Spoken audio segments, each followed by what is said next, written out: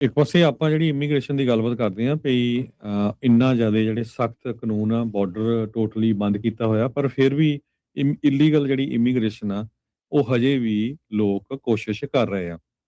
US border patrol El Centro ਦਾ ਜਿਹੜਾ area ਦਾ office ਆ, ਉਹਨਾਂ ਨੇ ਇਹ ਕਿਹਾ ਵੀ 2 ਜਗ੍ਹਾ ਦੇ ਉੱਤੇ ਜਿਹੜੇ ਸਮਗਲਰਸ ਆ, ਉਹਨਾਂ ਨੇ ਵੈਸਟ ਮੋਰਲੈਂਡ ਕੈਲੀਫੋਰਨੀਆ ਦਾ ਜਿਹੜਾ ਏਰੀਆ ਆ, ਉੱਥੋਂ 27 ਲੋਕਾਂ ਨੂੰ ਜਿਹੜਾ ਨਗਾਉਣ ਦੀ ਕੋਸ਼ਿਸ਼ ਕੀਤੀ। ਇੱਕ ਸ਼ੈਵੀ ਤਾਹੋ ਕਰਕੇ ਜਿਹੜੀ ਵਹੀਕਲ ਸੀ, ਉਹਦੇ ਵਿੱਚ 7 ਸੀਗੇ ਤੇ 27 ਜਿਹੜੇ ਆ ਉਹ ਇੱਕ ਹੋਰ ਮਿੰਨੀ ਬੋਟਮ ਇੱਕ ਡੰਪ ਟ੍ਰੇਲਰ ਸੀ, ਉਹਦੇ ਵਿੱਚ ਸੀਗੇ। ਸੋ ਉਹਨਾਂ ਨੂੰ ਫੜ ਲਿਆ ਗਿਆ ਤੇ ਹੁਣ ਸਾਰੇ ਜਿਹੜੇ ਆ ਅਰੈਸਟ ਕੀਤੇ ਗਏ ਆ। ਇਸੇ ਤਰ੍ਹਾਂ ਆਮ ਲੋਕ ਜਿਹੜੇ ਇਲੀਗਲੀ ਕ੍ਰਾਸ ਹੋ ਰਹੇ ਆ, ਉਹ ਤੋਂ ਬਾਅਦ ਹੁਣ ਡਿਪਾਰਟਮੈਂਟ ਆਫ ਹੋਮਲੈਂਡ ਸਿਕਿਉਰਿਟੀ ਜਿਹੜੀ ਆ, ਬਹੁਤ ਸਾਰੇ ਜਿਹੜੇ ਵਕੀਲ ਆ ਝੂਠੇ ਕੇਸ ਬਣਾਉਂਦੇ ਆ, ਉਹਨਾਂ ਦੇ ਦੁਆਲੇ ਵੀ ਹੋ ਗਈ ਆ। ਹਰ ਰੋਜ਼ ਖਬਰ ਆਉਂਦੀ ਆ ਵੀ ਕੋਈ ਨਾ ਕੋਈ ਵਕੀਲ ਅੜਿੱਕੇ ਹੋਇਆ ਹੈਗਾ। ਹੁਣ ਇੱਕ ਹੋਰ ਵਕੀਲ ਦੀ ਗੱਲ ਆਈ ਆ ਜਿਸ ਨੇ ਹਜ਼ਾਰਾਂ ਦੇ ਕਰੀਬ ਜਿਹੜੇ ਇਮੀਗ੍ਰੈਂਟ ਆ ਉਹਨਾਂ ਨੂੰ ਸਕੈਮ ਕੀਤਾ ਤੇ ਉਹਨਾਂ ਨੂੰ ਹਿਊਮਨਟੇਰੀਅਨ ਵੀਜ਼ਾ ਜਿਹੜੀਆਂ ਝੂਠੀਆਂ ਸਟੋਰੀਆਂ ਬਣਾ ਕੇ ਉਹਦਾ ਜਿਹੜਾ ਅਪਲਾਈ ਕੀਤਾ।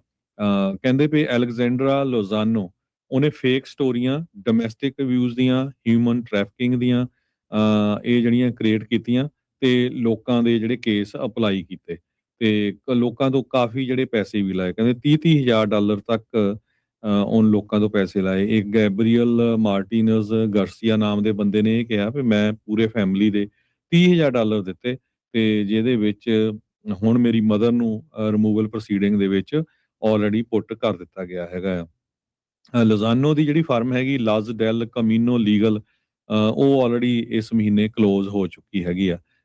ਸੋ ਫੈਡਰਲ ਡਾਟਾ ਇਹ ਸ਼ੋ ਕਰ ਰਿਹਾ ਵੀ ਜਿਹੜੇ ਇਮੀਗ੍ਰੇਸ਼ਨ ਸਰਵਿਸ ਸਕੈਮਸ ਆ ਉਹ ਬਹੁਤ ਜ਼ਿਆਦਾ ਵੱਧ ਰਹੇ ਹੈਗੇ ਆ। ਤੇ ਬਾਹਰ ਇਹ ਕਹਿ ਰਿਹਾ ਵੀ ਬਹੁਤ ਸਾਰੇ ਲੋਕ ਜਿਹੜੇ ਆ ਉਹ ਉਹਨਾਂ ਨੂੰ ਪਤਾ ਹੀ ਨਹੀਂ ਵੀ ਕਿਹੜਾ ਕੇਸ ਉਹ ਅਪਲਾਈ ਹੋ ਰਿਹਾ ਹੈਗਾ। ਉਹ ਸੋਚਦੇ ਵੀ ਸ਼ਾਇਦ ਸਾਡਾ ਇਮੀਗ੍ਰੇਸ਼ਨ ਦਾ ਜਿਹੜਾ ਵਕੀਲ ਆ ਉਹ ਸਾਰਾ ਕੰਮ ਕਰ ਰਿਹਾ, ਪਰ ਉਹਨੂੰ ਪਤਾ ਹੀ ਨਹੀਂ ਵੀ ਉਹਦੇ ਵਿੱਚ ਕੀ ਸਟੋਰੀ ਲਿਖੀ ਗਈ ਹੈਗੀ ਆ।